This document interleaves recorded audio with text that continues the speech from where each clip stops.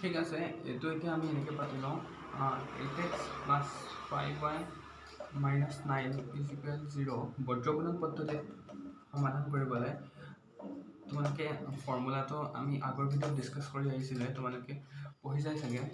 তেতিয়া আমি x y আৰু 1ৰ কাৰণে মানকেইটা এনেকৈ পাতি ল'ম। চোৱা, xৰ কাৰণে b1 b2 c1 c2 a1 a2 b1 b2 মানে আমি যদি xৰ কাৰণে পাতিব যাওঁ তেতিয়াহ'লে কি কৰিব লাগিব, b1 c2 পূৰণ কৰিব লাগিব। ইয়াতে b1 কি আছে 5 আৰু c2 কিমান আছে -4, ঠিক আছেনে? মাইনাছ b2 c1 b2 কিমান আহিব ইয়াতে 2 আৰু c1 কিমান আছে -9, ঠিক আছে। y মানটো চোৱা c1 -9 আৰু a2ৰ মান আছে 3, c1 a2 c2 a1 c2 কিমান আছে -4 আৰু a1ৰ মান আছে 8, ঠিক আছে নে?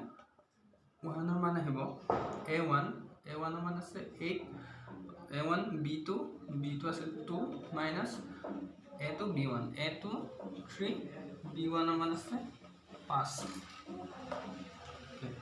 ইয়াতে আহি গ'ল কিমান -20 মাইনাছ মাইনাছ প্লাছ আৰু 2 × 18, y মান আহিব -27 প্লাছ 32 আৰু 1ৰ মান আহিব 16 মাইনাছ 15, ঠিক আছে। ইয়াৰ পৰা কিমান পালোঁ -2, y মান কিমান পালোঁ 5 আৰু 1 = 1।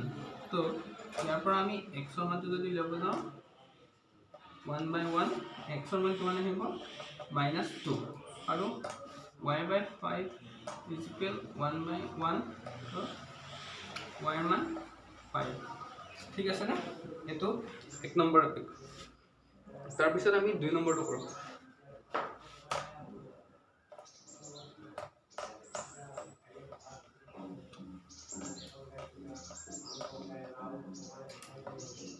এইটো 2 নম্বৰটো চোৱা। 2 নম্বৰ কুৱেশ্যনটো কি দিয়া আছে 4x - 3y = 23 আৰু কি দিয়া আছে 3x + 4y = 11। এইটো আমি এনেকৈ লিখি ল'ম 4x - 3y - 23 = 0। এইটো আহি গ'ল 1 নম্বৰ ইকুৱেশ্যন। এইটো আহি গ'ল 3x + 4y - 11 = 0। এইটো আহি গ'ল 2 নম্বৰ ইকুৱেশ্যন। এতিয়া আমি আকৌ x y 1 কি আহিম b1 b2 c1 c2 a1 a2 b1 b2, ঠিক আছে। একদম সহজতে তোমালোকে এনেকৈ পাতি ল'বা। তাৰপিছতে xৰ কাৰণে কি কৰিম b1 c2 -3 আকৌ -11 মাইনাছ b2 c1 b2 4 আৰু c1ৰ মান কিমান আছে -23, অ'কে। y মান c1 a2 c1 -23 আৰু a2ৰ মান আছে 3 মাইনাছ c2 -11 আৰু a1ৰ মান আছে কিমান 4 আৰু 1ৰ মান কিমান আহিব a1 4 b2 4 মাইনাছ a2 3 আৰু b1ৰ মান কিমান আহি গ'ল -3 b1 -3, অ'কে। তো চোৱা ইয়াতে চোৱা মাইনাছ মাইনাছ কিমান আহিব 33 আৰু প্লাছ 12 ক'লে 9, অ'কে। xৰ মান yৰ মান -69 আৰু প্লাছ 44 আৰু 1ৰ মান কিমান আহিব 16 মাইনাছ 9 25 আহিলে। তো ইয়াৰ পৰা আহিব কিমান 3 × 5 আৰু 9 × 3 12 125।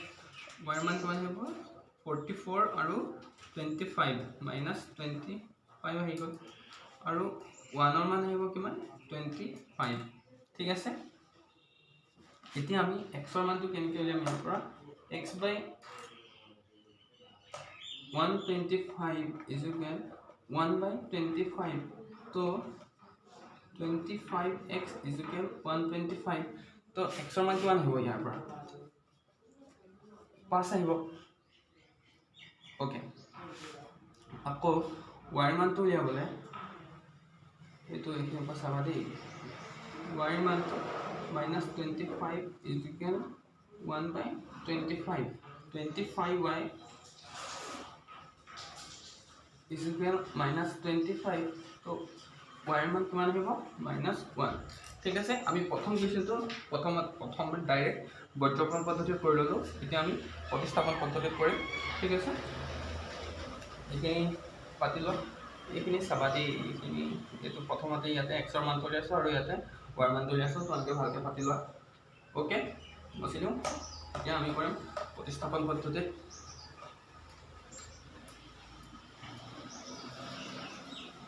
ঠিক আছে তো এতিয়া ইয়াৰ পৰা এটো 1 নম্বৰ ইকুৱেশ্যন দিও এটো 2 নম্বৰ ইকুৱেশ্যন দিও এটা আমি প্ৰতিস্থাপন পদ্ধতিত কৰিম ঠিক আছে এতিয়া 1 নম্বৰ ইকুৱেশ্যনটোৰ পৰা আমি x ৰ মানটো উলিয়াই লওঁ কি আছে ইয়াতে x ৰ মানটো 4x - 3y = 23 ইয়াতে যদি আমি x ৰ মানটো উলিয়াব যাওঁ কি হ'ব 4x = 23 + 3y তো x ৰ মান কিমান হ'ব 23 + 3y / 4 এটো হৈ গ'ল x ৰ মান এতিয়া আমি x ৰ মানটো 2 নম্বৰ সমীকৰণটো বহাই দিম x ৰ মান 2 বহুৱাই পাওঁ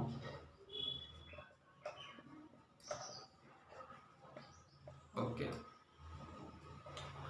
3 23 plus 3y by 4 plus 4y is equal 11 कितना होगा 69 plus 9y by 4 plus 4y is equal 11 ठीक है सर 69 plus 4y आपको तो लॉग आगो लले किमान हेबो एतो 16y divided by 4 is equal 11 तो किमान हेबो 69 plus 20y 16 ना 25 एतो 9y 25y हेबो तो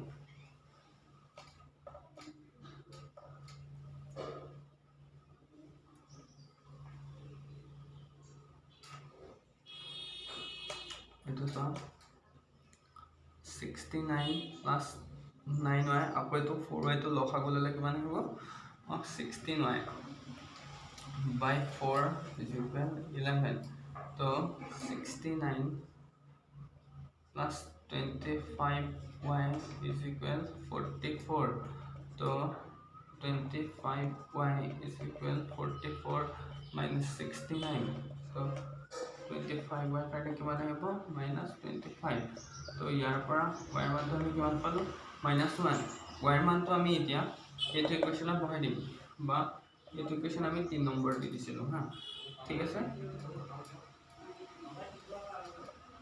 y ৰ মান 3 ত বহাই পাওঁ x 23 plus 3 into -1 divided by 4 ठीक है सर x ৰ মান কিমান হ'ব 23 minus 3 by 4 तो 20 by 4 तो কিমান পালো x ৰ মান 5 ঠিক আছে আজিলে এটো মানে 3 নম্বৰ কিটা কৰি দিলো তো নেক্সট ভিডিঅ'ত লগ পাম বাকি কিটা কুৱেশ্যন বাই